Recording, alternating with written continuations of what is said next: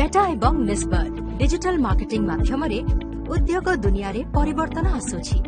ନେସ୍ବର୍ଡ भारतर सूक्ष्म एवं लघु उद्योग गुड़िक प्रशिक्षण देउथिबा प्रमुख संस्था अटे। मेटार फेसबुक, इंस्टाग्राम एवं व्हाट्सएप मंचर लाभ उठाई उद्योगी निज व्यवसायर विस्तार वृद्धि करिपारिबे। आसंतु निज उद्योग पई डिजिटल परिवर्तन आनी भारत को विकसित करंतु। সবাইকে নমস্কার। এই কোর্সে আপনাদের স্বাগত, যেখানে আপনারা জানতে পারবেন ফেসবুকের সঙ্গে আপনাদের ব্যবসাকে কি করে বাড়াতে পারবেন। এই কোর্সটি National Institute of Entrepreneurship and Small Business Development দ্বারা পরিচালিত, আর এগুলি সমস্ত ভারত সরকারের হেলথ ডেভেলপমেন্ট আর entrepreneurship of the government of India আর মেটার সঙ্গে সংযুক্ত। আপনি এই বিশেষ কোর্সে কি শিখতে চলেছেন? সবচেয়ে গুরুত্বপূর্ণ বিষয় যে ব্যাপারে আমরা কথা বলবো সেটা হলো এটাই যে আমরা একটা বিজনেস পেজে ক্যাম্পেইন বানাতে গেলে কিভাবে সাফল্য পেতে পারি। এবার আমি একটি বিশেষ অডিয়েন্সকে পরিভাষিত করা শেখাতে চলেছি।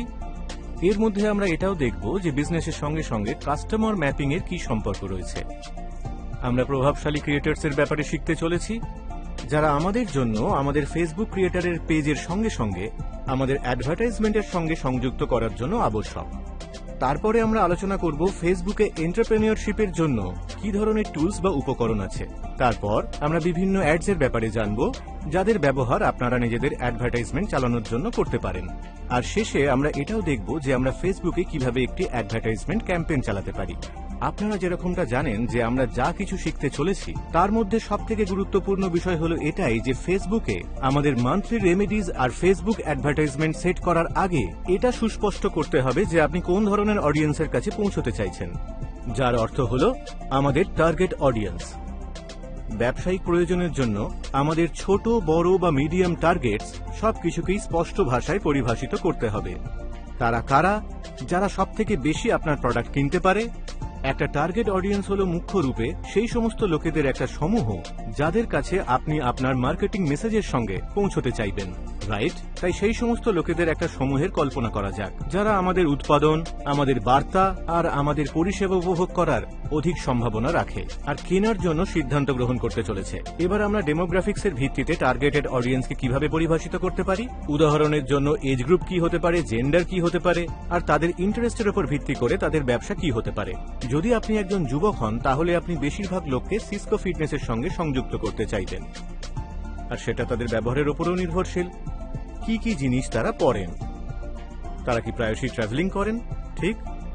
তাদের হবিজ কি? তারা কি কোনো বিশেষ প্রকারের গেম খেলেন? এই সমস্ত প্রকারের বিকল্প আমাদের একটা টার্গেট বানাতে আর নির্ধারণ করতে সাহায্য করে।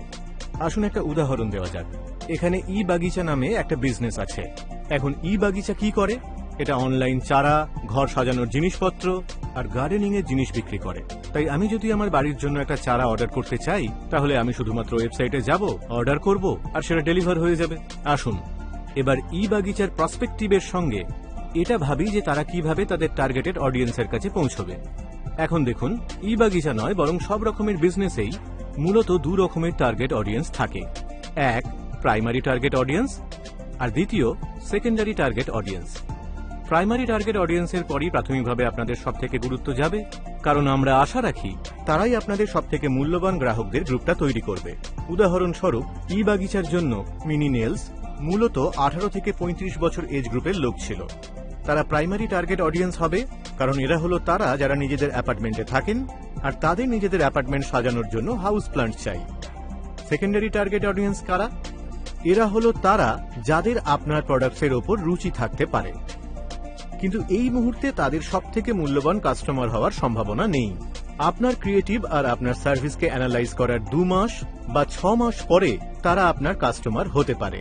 উদাহরণস্বরূপ, যারা নিজেদের বাগিচায় রোপণের সঙ্গে সঙ্গে সংরক্ষণ করতেও চান, তারাই হলো আসলে সেকেন্ডারি টার্গেট অডিয়েন্স। তারা যে এক্ষুনি আপনার প্রোডাক্ট ক্রয় করবেন সেরকমটা কিন্তু নয়, কিন্তু সময়ের সঙ্গে সঙ্গে একবার যদি আপনার ব্র্যান্ডের উপরে তাদের ট্রাস্ট তৈরি হয়ে যায় তখন তারা আপনার গ্রাহক হতেই পারে।